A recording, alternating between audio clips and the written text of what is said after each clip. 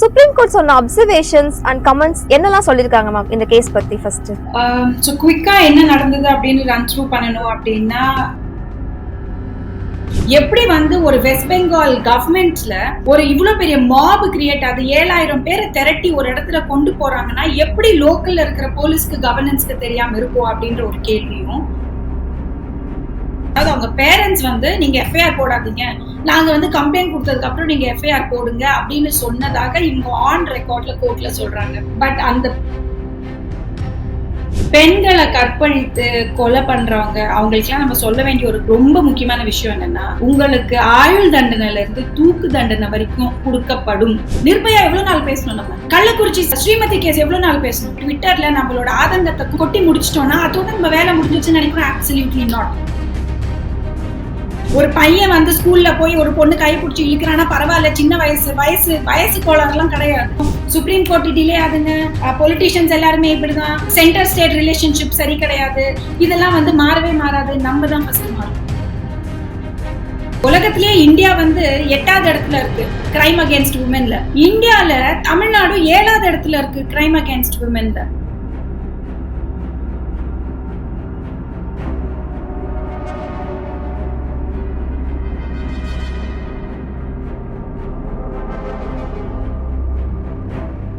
ஒரு வாஸ்துப்படியான வீடு பணத்தை தருவதா அப்படிங்கிறது ஊர்ஜிதமா சொல்ல முடியல. ஆனா பணக்காரங்க எல்லாம் வாஸ்துப்படியான வீட்டுல இருக்காங்கன்னு வேணா சொல்லலாம். இந்த மாதிரி ஆன்மீகம் மற்றும் ஜோதிடம் சார்ந்த இன்னும் பல வீடியோக்கள் பார்க்கணுமா? மறக்காம திருவருள் டிவிக்கு சப்ஸ்கிரைப் பண்ணுங்க. திருவருள் டிவியுடைய சேனல் லிங்க் இந்த வீடியோடைய டிஸ்கிரிப்ஷன்ல இருக்கு.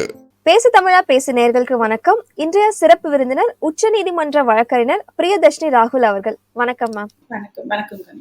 நல்லா இருக்கீங்களா மேம்? நல்லா இருக்கேன். Please tell me. கொல்கத்தா வழக்கு இப்ப சுப்ரீம் கோர்ட்ல நடந்துட்டு இருக்கு. சுப்ரீம் கோர்ட் சொன்ன அப்சர்வேஷன்ஸ் அண்ட் கமெண்ட்ஸ் என்னெல்லாம் சொல்லிருக்காங்க மேம் இந்த கேஸ் பத்தி ஃபர்ஸ்ட்? ஸோ குயிக்கா என்ன நடந்தது அப்படின்னு ரன் த்ரூ பண்ணணும் அப்படின்னா, ஆகஸ்ட் 9ஆம் தேதி டியூட்டில இருந்த ஒரு ட்ரெயினி டாக்டரை ஒருத்தங்க ரேப் பண்ணியிருக்காங்க. அதுவும் எங்கன்னா கவர்மெண்ட் ஹாஸ்பிட்டல்ல ரேப் பண்ணியிருக்காங்க. ரேப் பண்ணி மர்டர் பண்ண ஒரு கேஸ் தான் இது. ஸோ 9ஆம் தேதி நடந்த கேஸ், 9ஆம் தேதி நடந்த இன்சிடென்ட் 13ஆம் தேதி வரைக்கும் எதுவும் பெருசா நடக்காததுனால ஹைகோர்ட், கொல்கத்தா ஹைகோர்ட் அது சிபிஐ கைக்கு மாத்துறாங்க.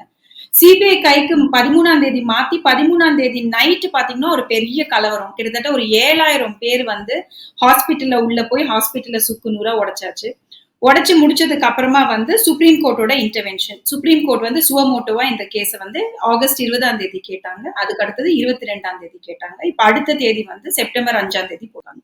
ஸோ டெக்னிக்கலி எதனால ஹைகோர்ட் இது சிபிஐ கையில கொடுத்தாங்க, எதனால சுப்ரீம் கோர்ட் சுவமோட்டோவா இதை இன்டர்வென்ஷன் பண்ணாங்க அப்படின்றது ரொம்ப முக்கியமான விஷயம். ஸோ ஃபர்ஸ்ட் பாயிண்ட் என்ன அப்படின்னு பாத்தீங்கன்னா, எப்பவுமே ஒரு கிரைம் சீன் நடந்தது அப்படின்னா சீன் ஆஃப் அக்கரன்ஸை உடனே க்ளோஸ் பண்ணி வச்சிருவாங்க. ஏன்னா அங்க இருக்கிற தடயங்கள் நம்மள கைவிட்டு போக கூடாது அப்படின்றது மினிமம்.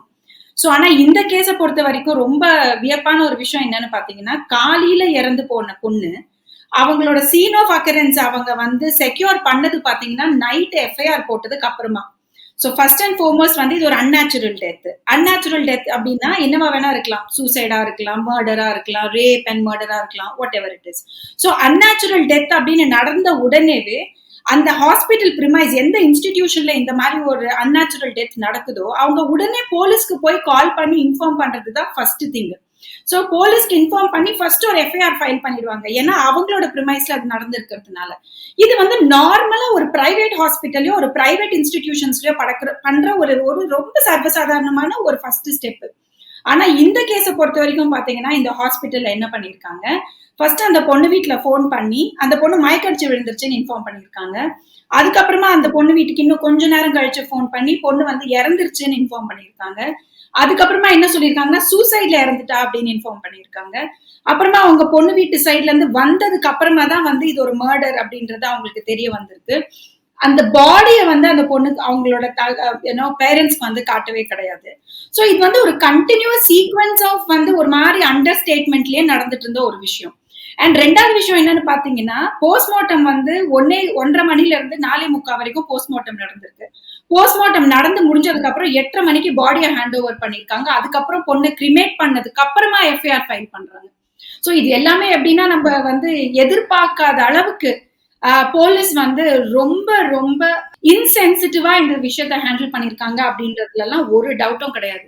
சோ இந்த மாதிரி ஒரு சிச்சுவேஷன்ல தான் ஹைகோர்ட் வந்து இந்த கேஸை கொண்டு போய் சிபிஐ கையில கொடுத்ததும், சிபிஐ கையில கேஸ் கொடுத்ததுக்கு அப்புறமா கூட அந்த பொண்ணோட பேரு, அவங்களோட போட்டோ, அவங்களோட சோஷியல் மீடியா ஹேண்டில்ஸ் எல்லாமே பப்ளிக் ஆயாச்சு. So then supreme court intervene ஆகி இந்த கேஸை வந்து அவங்களோட சூப்பர்விஷன்ல வந்து இது நடத்தணும் அப்படின்றது அவங்க எடுத்த ஒரு முடிவு. ஸோ ஆகஸ்ட் 20 என்ன நடந்தது அப்படின்னு பாத்தீங்கன்னா, ஃபர்ஸ்ட் 2 தரப்புலயும் அவங்க கேட்டு 2 பேரையும் ஸ்டேட்டஸ் ரிப்போர்ட் ஃபைல் பண்ண சொன்னாங்க. இந்த 2 பேர்னா யாரு? West Bengal state government, CBI 2 பேருமே அவங்க ஸ்டேட்டஸ் ரிப்போர்ட்டை நீங்க ஃபைல் பண்ணுங்க அப்படின்னு சொன்னது ஆகஸ்ட் 20. ஸோ ஆகஸ்ட் 22 அவங்க ஸ்டேட்டஸ் ரிப்போர்ட் ஃபைல் பண்றாங்க. ஸோ ஸ்டேட்டஸ் ரிப்போர்ட் ஃபைல் பண்ணதுக்கு அப்புறமா தான் supreme court was very unhappy. ரொம்ப ஸ்ட்ராங்கான ஸ்டேட்மெண்ட்ஸ் நிறைய கொடுத்தாங்க. அதாவது எப்படி வந்து ஒரு வெஸ்ட் பெங்கால் கவர்மெண்ட்ல ஒரு இவ்வளவு பெரிய மாப் கிரியேட், அது 7000 பேரை திரட்டி ஒரு இடத்துல கொண்டு போறாங்கன்னா எப்படி லோக்கல்ல இருக்கிற போலீஸ்க்கு கவர்னன்ஸ்க்கு தெரியாம இருக்கும் அப்படின்ற ஒரு கேள்வியும், இந்த பிரின்சிபல் அவர் வந்து எப்படி வந்து ஃபர்ஸ்ட் இது சூசைடுன்னு சொல்லியிருப்பாரு அப்படின்றது 2வது கேள்வி. 3வது வந்து ஃபர்ஸ்ட் வந்து அங்க இருக்கிறவங்க வந்து போலீஸ் ஸ்டேஷன் போன் பண்ணி என்ன சொல்லிருக்காங்கன்னா, ஒரு பொண்ணு மயக்கடிச்சு விழுந்திருக்குன்னு சொல்லியிருக்காங்க. சோ டெக்னிக்கலி ஒரு டாக்டர் எப்படி ஒருத்தவங்க இறந்துட்டாங்களா, மயக்கடிச்சு விழுந்துட்டாங்களா, ரேப் பண்ணி விழுந்திருக்கிற ஒரு பொண்ணு எவ்வளவு ஒரு பிளட் ஸ்டெயின் இருந்திருக்கும், மயக்கடிச்சு விழுந்திருக்கு அப்படின்னு சொல்ல வேண்டிய அவசியமே கிடையாது. சோ இது ரொம்ப கான்கிரீட்டா வந்து எதையோ மறைக்க பார்த்திருக்காங்க அப்படின்றதுல ரொம்ப there is no doubt in that. ஆனா ஏன் அதை மறைக்கிறாங்க, என்ன இது பின்னாடி இருக்கு அப்படின்றது ஸ்டேட்டஸ் ரிப்போர்ட் வரும்போதுதான் நமக்கு என்னன்னு தெரியும். ஸ்டேட்டஸ் ரிப்போர்ட் வந்திருக்கு, but they have not made it public. 5 வந்து ஹியரிங் இருக்கு சுப்ரீம் கோர்ட்ல, செப்டம்பர் 5. சோ அன்னைக்கு இன்னும் கொஞ்சம் தெளிவு கிடைக்கும். ஒரு சுப்ரீம் கோர்ட் ஜட்ஜ் வந்து சொல்லியிருந்ததா சொன்னீங்க, கிட்டத்தட்ட 30 வருஷத்துல இப்படி ஒரு கேஸே அவர் பார்த்தது இல்ல, இப்படி ஒரு இன்வெஸ்டிகேஷனே அவர் பார்த்தது இல்ல அப்படின்னு சொல்லியிருந்ததா. அவரோட கமெண்ட் என்ன வருது? ஜஸ்டிஸ் பரிதிவாலா வந்து he was overwhelmed தான் சொல்லணும், ஷாக் ஆயிட்டாரு. ஏன்னா ஸ்டேட் சைட்ல இருந்து senior advocate Kapil Sibal sir appear ஆயிருந்தாங்க. ஸோ இன்ஃபேக்ட் நான் அப்போ கோர்ட்ல தான் இருந்தேன். I was also as one of the அந்த லாயர்ஸ்ல I was also there present in the court. So எல்லாருக்குமே ஒரு பெரிய ஷாக் என்ன அப்படின்னு பாத்தீங்கன்னா, எஃப்ஐஆர் ஏன் நீங்க வந்து 11:30 நைட்டு எல்லா காரியமும் முடிச்சுட்டு போஸ்ட்மார்ட்டம் முடிச்சாச்சு, பொண்ணு அடக்கம் பண்ணியாச்சு, அதுக்கப்புறமா எஃப்ஐஆர் போட வேண்டிய அவசியம் என்ன, எஃப்ஐஆர் நீங்க ஃபர்ஸ்டே போட்டிருக்கணும் இல்லையா அப்படின்னு கேட்ட கேள்விக்கு ஸ்டேட் சைட்ல இருந்து கொடுத்த பதில் என்னன்னு பாத்தீங்கன்னா, பொண்ணு வீட்டுல, அதாவது அவங்க பேரண்ட்ஸ் வந்து நீங்க எஃப்ஐஆர் போடாதீங்க, நாங்க வந்து கம்ப்ளைண்ட் கொடுத்ததுக்கு அப்புறம் நீங்க எஃப்ஐஆர் போடுங்க அப்படின்னு சொன்னதாக இவங்க ஆன் ரெக்கார்ட்ல கோர்ட்ல சொல்றாங்க. பட் அந்த பேரண்ட்ஸ் சைட்ல இருந்து அப்பியர் ஆன லாயர்ஸ் ரொம்ப கான்கிரீட்டா என்ன சொல்றாங்கன்னா, அந்த மாதிரி நாங்க எதுவும் சொல்லல, எங்களுக்கு அந்த மாதிரி எந்த ஒரு இன்ஸ்ட்ரக்ஷனும் உங்க பேரண்ட்ஸ் கிட்ட இருந்து வரல அப்படின்றது பேரண்ட்ஸ் சைடோட தரப்பு. அந்த மாதிரி நிறைய ஒரு இன்ஃபேக்ட் அன்நேச்சுரல் டெத்தை வந்து எப்படி ஹேண்டில் பண்ணணும் அப்படின்றதுக்கு ப்ரோட்டோகால்ஸ் இருக்கு. அந்த ப்ரோட்டோகால்ஸ் இவங்க எதுவுமே ஃபாலோ பண்ணல. 2வது விஷயம், எதனால வந்து அந்த பிரின்சிபலுக்கு உடனே சஸ்பெண்ட் பண்ணி, அதாவது அவர் சஸ்பெண்ட் கூட பண்ணல, அவரா வந்து he resigned his work, உடனே இன்னொரு காலேஜ்க்கு வந்து அவரை வந்து பிரின்சிபலா போட வேண்டிய அவசியம், ஃபர்ஸ்ட் ஆஃப் ஆல் அவர் ரிசைன் பண்ண வேண்டிய அவசியமே கிடையாது. அந்த ஒரு பொசிஷன்ல இருந்து அவர் ரிசைன் பண்ண வேண்டிய அவசியமே கிடையாது. இட் இஸ் ஏதோ ஒரு மிஸ்ஹேப் நடந்திருக்கு, நீங்க பிரின்சிபலா இருக்கீங்க, நீங்க தானே அதோட ரெஸ்பான்சிபிலிட்டி எடுத்து என்னன்னு முன்னன்னு பாக்கணும்.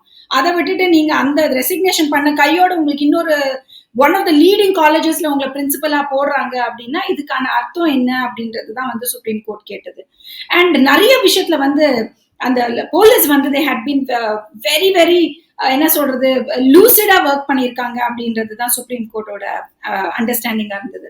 மோர் ஓவர், அதாவது வெளிநாட்டுல எல்லாம் நீங்க பாத்தீங்கன்னா கவர்மெண்ட் ஹாஸ்பிட்டல்ஸ்ல தான் போய் ட்ரீட்மெண்ட் பண்ணணும்னு நினைப்பாங்க. ஏன்னா அங்கதான் பெஸ்ட் ஆஃப் எக்யூப்மெண்ட்ஸ் இருக்கும், பெஸ்டான சர்வீசஸ் உங்களுக்கு கிடைக்கும்.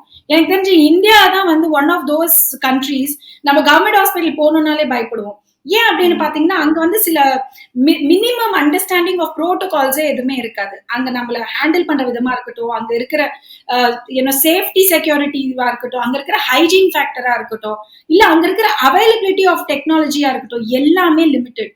ஸோ டெக்னிக்கலி ஸ்பீக்கிங் கவர்மெண்ட் ஹாஸ்பிட்டல்ல தான் இதெல்லாம் நமக்கு நிறைய கிடைக்கணும். அதே மாதிரி கவர்மெண்ட் ஸ்கூல்ஸ்ல தானே நமக்கு நல்லா கிடைக்கணும்.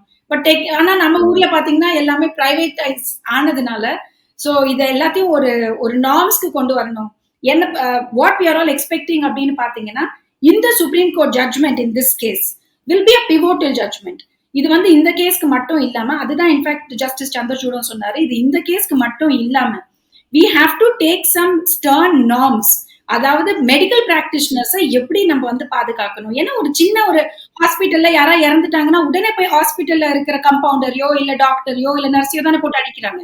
ஸோ அந்த மாதிரி மினிமம் அண்டர்ஸ்டாண்டிங் ஆஃப் இந்த சேஃப்டி செக்யூரிட்டி கிடையாது, டாய்லெட் ஃபெசிலிட்டிஸ் கிடையாது, டாக்டர்ஸ்க்கே டாய்லெட் ஃபெசிலிட்டிஸ் கிடையாது. 36 மணி நேரம் கண்டினியூஸா அவங்க ஒர்க் பண்ண வேண்டியிருக்கு.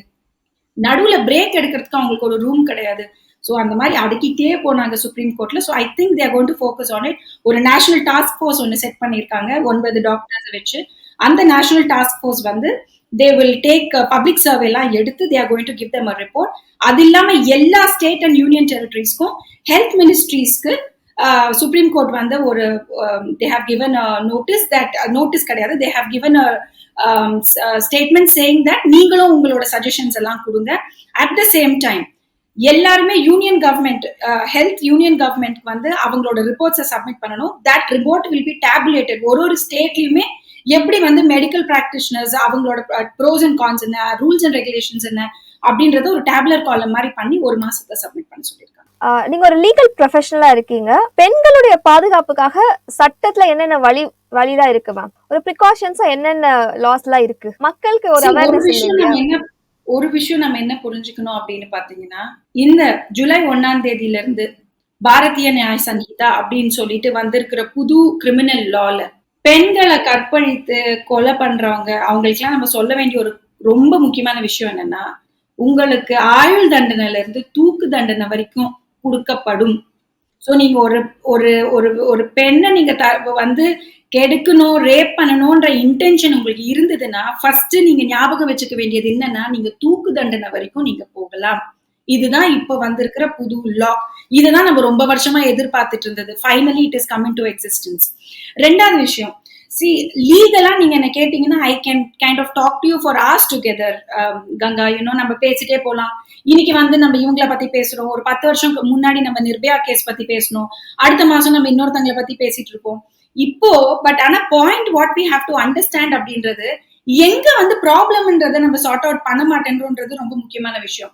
இப்போ பெண் விடுதலை அப்படின்னு நம்ம பேசுறோம், இல்ல விமன் ரைட்ஸ் ஆர்கனைசேஷன்ஸ் பத்தி பேசுறோம். நம்ம யார்கிட்ட இருந்து விடுதலை கேட்கிறோம்? என்ன பெண் விடுதலைன்னா என்ன? யார்கிட்ட இருந்து we are wanting that independence? யார்கிட்ட இருந்து ஃப்ரீடம் வேணும் நமக்கு? பெண் விடுதலை அப்படின்னு பேசுறதோ இல்ல விமன் ரைட்ஸ் பேசுறதோ இது நம்ம யார்கிட்ட இருந்து கேட்கிறோம்? Male counterpart. End of the day correct தானே? ஏன் இஷ்டத்துக்கு நான் ட்ரெஸ் போட்டுக்கணும், ஏன் இஷ்டத்துக்கு நான் வேலை செய்யணும், ஏன் இஷ்டத்துக்கு நான் சம்பாதிக்கணும், நீங்க சம்பாதிக்கிற மாதிரி நான் சம்பாதிக்கலாம், நீங்க படிக்கிற மாதிரி என்னையும் படிக்க விடுங்க, நீங்க சராசரியா வெளியில சுத்துற மாதிரி என்னையும் வெளியில நடமாட விடுங்க, 12 மணிக்கு மேல நீங்க ரோட்ல நிக்கலாம்னா 12 மணிக்கு மேல நானும் ரோட்ல நிக்கலாம். இதுதானே பெண் விடுதலை? இதுதானே பெண் உரிமையா நம்ம பேசிட்டு இருக்கோம். இதுக்கு மேல நம்ம என்ன பேசுறோம்? டவுரி கேட்காதீங்க, எங்களை போட்டு அடிக்காதீங்க, வந்து டார்ச்சர் பண்ணாதீங்க, வீட்டுல சண்டைனா கைய ஓங்காதீங்க. இதுதானே நம்ம பெண் விடுதலை? நம்ம என்ன பெண் விடுதலை கேட்கிறோம்? இதுக்கு மேல எங்களை படிக்க வைங்க, ஈக்குவாலிட்டின்றது இதுதானே. இது வந்து மினிமம். நம்ம இந்தியால வந்து விமன் ரைட்ஸ் பேசுறது வந்து விமன் ரைட்ஸ் கிடையாது, இட் இஸ் சர்வைவல் ரைட்ஸ். ஏன்னா உங்களுக்கு ஞாபகம் இருந்ததுன்னா, நமக்கு சுதந்திரம் வந்த போது காந்தி மகாத்மா என்னன்னு சொல்லி நம்மளுக்கு சுதந்திரம் வாங்கின அன்னைக்கு நைட் என்ன சொன்னாரு? எந்த ஒரு பெண் வந்து உடம்பு நிறைய நகை போட்டுக்கிட்டு நைட்டு 12 மணிக்கு வெளியில நடமாடுறாளோ அப்பதான் நமக்கு சுதந்திரம் கிடைச்சதா ஒரு அர்த்தம்னு சொன்னாரா இல்லையா? நம்ம எல்லாருமே படிச்சிருக்கோம் அதை, கரெக்டா? அதுல எங்கேயாவது அவரு கற்பழிக்க கூடாது, அவளை கையை பிடிச்சி இருக்க கூடாது, அவனை பானபங்கம் பண்ணக்கூடாதுன்னு ஸ்பெசிஃபை பண்ணிருக்காரா? அதாவது 1947லயே இல்லாத ஒரு கல்ச்சர் இது நமக்கு. 1947ல நமக்கு இண்டிபெண்டன்ஸ் வந்த டைம்லயே, அதுக்கு முன்னாடி பிரிட்டிஷர்ஸ் கையில நம்ம இருந்த போதே இதுக்கு மேல நம்ம சுதந்திரமா தானே இருந்திருப்போம். அப்ப வந்து மகாத்மா காந்தி வந்து சொல்லலையா, எந்த பெண்ணையும் நீங்க கற்பழிக்க கூடாது, எந்த பெண்ணையும் நீங்க அவதூறா பேசக்கூடாது, எந்த பெண்ணையும் நீங்க மானபங்கப்படுத்தக்கூடாதுன்னு அப்ப சொல்லல இல்லையா? அப்போதைக்கு சேஃப்டின்றது என்ன? நம்ம நகை போட்டுக்கிட்டோ இல்ல நம்ம வந்து 12 மணிக்கு ஒரு பெண்ணு நகை போட்டுட்டு வெளியில போறதுதான் சுதந்திரம் அப்படின்னு பார்த்த ஒரு நாட்டுல இன்னைக்கு வெளியில பெண்ணு நடமாடுறதே வந்து ஒரு கேள்வி. நகை போடுறது விடுங்க, நடமாடுறதே ஒரு கேள்வி. இது ஏன் அப்படின்னு கேட்டா, நீ போடுற ட்ரெஸ் சரி கிடையாது, நீ வந்து இப்படி பண்ணக்கூடாது, அப்படி பண்ணக்கூடாது, everything is right, but don't you think we have to solve this? இது எங்க நம்ம சால்வ் பண்ண வேண்டியது? நான் தான் கேட்கிறேன். சரி ஓகே, பெண் உரிமை பத்தி நம்ம பேசுறோம், ரேப் கேஸ் இன்னைக்கு வந்துருச்சு, எல்லாமே கொந்தளிக்கிறோம், மீடியால எந்த பக்கம் பார்த்தாலும் இதை பத்தி தான். Kolkata rape case is like a burning topic right now. எவ்வளவு நாளைக்கு பேசுவோம்? நிர்பயா எவ்வளவு நாள் பேசணும்? நம்ம கள்ளக்குறிச்சி ஸ்ரீமதி கேஸ் எவ்வளவு நாள் பேசணும்? எவ்வளவு நாளைக்கு? So where is a problem? அதாவது நம்ம என்ன நினைக்கிறோம்னா, சோசியல் மீடியா முன்னாடி உட்கார்ந்துட்டு ட்விட்டர்ல நம்மளோட ஆதங்கத்தை கொடுத்து கொட்டி முடிச்சிட்டோம்னா அதோட நம்ம வேலை முடிஞ்சிச்சுன்னு நினைக்கிறோம். Absolutely not. கிடையாது. You will have to step down. You will have to take steps. நீங்க எல்லாருமே போராளியா இருக்க வேண்டாமா, எல்லாருமே பொலிட்டிஷியன்ஸா இருக்க வேண்டாம், எல்லாருமே லாயர்ஸா இருக்க வேண்டாம், எல்லாருமே மீடியால இருக்க வேண்டாம். அவங்களோட சிச்சுவேஷன்ல பெரிய வித்தியாசம் கிரியேட் பண்ணலாம்.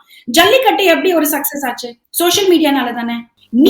நீட் தேர்வு வந்து நிறைய வந்து ப்ராப்ளம்ஸ் கிரியேட் ஆகுது. It is not a very reliable source, அதாவது ரிலையபிள் வே ஆஃப் எக்ஸாமினேஷன் அப்படின்னு ஸ்டார்ட் பண்ணதே சோசியல் மீடியா தானே. சோ சோசியல் மீடியா கையில ஸ்ட்ரென்த் இருக்கு தானே. ஆனா நம்ம அதை எதுக்கு யூஸ் பண்ணிக்கிறோம்? இப்ப இன்னைக்கு இந்த கேஸ் வருதுமா, நாளைக்கு இன்னொரு கேஸ் வரும், ஒரு வருஷமும் வந்துட்டு தான் இருக்கும். இப்ப நீங்க யோசிச்சு பாருங்க, கல்கட்டாவோட கேஸ் வந்த உடனே மகாராஷ்டிரால கேஸ், அதுக்கப்புறம் யூபியில வந்து இதே சிமிலர் கேஸ், ரேப் கேஸ், இதே சிமிலர் கேஸ் வந்து நமக்கு கேரளால, சிமிலர் கேஸ் வந்து மகாராஷ்டிரால ஓடிட்டு இருக்கு. ஏன் பேக் டு பேக்?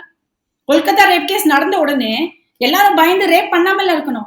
எதனால பேக் டு பேக் அந்த கேசஸ் வெளியில வருது? ஏன் நிறைய கேசஸ் வருது? டெக்னிக்கலி என்னன்னா, இது நிறைய கேசஸ் வர்றது கிடையாது. ஒரு மாசமும் கிரைம் அகேன்ஸ்ட் விமென் என்ன ஃபார்ம்ல கிரைமா வேணா இருக்கலாம், எந்த ஃபார்ம்ல கிரைமா இருந்தாலும் ஒரு மாசமும் இந்தியால கிட்டத்தட்ட வந்து 40,000 பேர் அதர் மீன்ஸ் ஆஃப் கிரைம்ஸ்ல தே ஆர் பீங் மொலாஸ்டட்.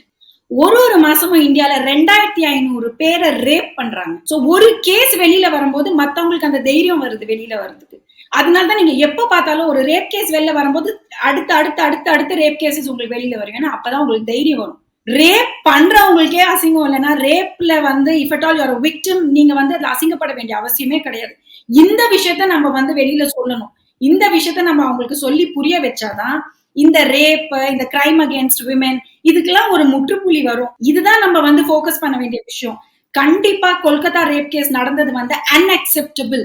இந்த மாதிரி ஒரு ரேப் கேஸ் நடந்திருக்கிறதுக்கான சிச்சுவேஷன்ல இன்னும் 78 வருஷம் சுதந்திரமா இருக்கிற இந்தியால நம்ம இன்னும் இதை ஃபேஸ் பண்ணிட்டு இருக்கோம். So where is a mistake?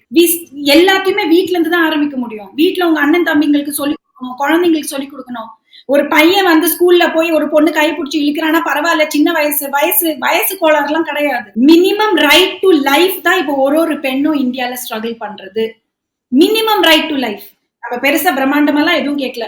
நான் என் வேலையை பாக்குறேன், நீங்க உங்க வேலையை பாருங்க, நீங்க வாழ்ற மாதிரி எங்களை வாழ விடுங்க, இவ்வளவுதான் நம்ம எதிர்பார்க்கறது. இதுவே நமக்கு ஒரு சேலஞ்ச்.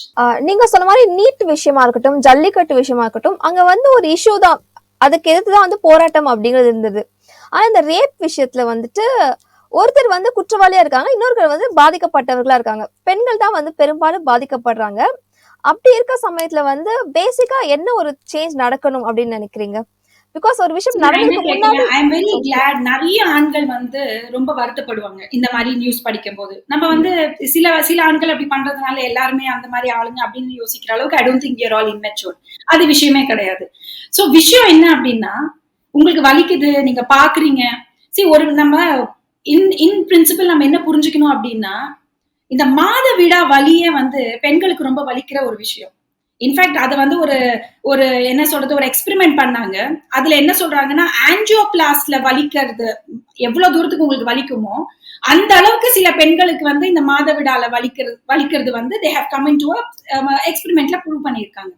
சோ நான் என்ன கேட்கிறேன், ஒரு மாசம் வர மாதவிடாலேயே ஒருத்தங்களுக்கு அவ்வளவு வலிக்குதுன்னா, ஒருத்தங்களை ரேப் பண்ணும்போது எவ்வளவு வலிக்கும் அவங்களுக்கு? அது ஏன் நம்ம சென்சிடைஸ் பண்ண மாட்டேன்றோம்? ரேப் பண்ணிட்டாங்க அப்படின்றத நியூஸ்ல படிச்சுட்டு போயிட்டே இருக்கோமே தவிர, அந்த ப்ராசஸ்ல அந்த பொண்ணு என்ன கஷ்டப்பட்டிருப்பா, எவ்வளவு வலிச்சிருக்கும்.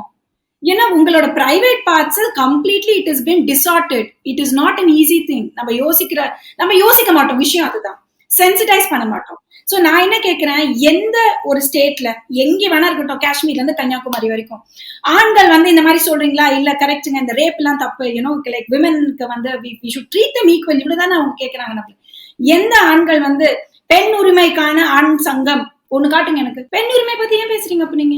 You don't stand up for us. இன்னைக்கு இந்த நியூஸ், நாளைக்கு இன்னொரு நியூஸ், கை குழந்தைய ரேப் பண்றாங்க. இப்போ 2012 நான் இந்த இதை வந்து இன்னொரு இன்டர்வியூலயும் சொல்லியிருந்தேன். 2012 டெல்லியில வந்து ஒரு 4 வயசு குழந்தைய ரேப் பண்ணி 3 பேர் ரேப் பண்ணி மர்டர் பண்ணிட்டானுங்க. அது அந்த டைம்ல மீடியால ரொம்ப எக்ஸசிவா இட் வாஸ் ஸ்போக்கன்.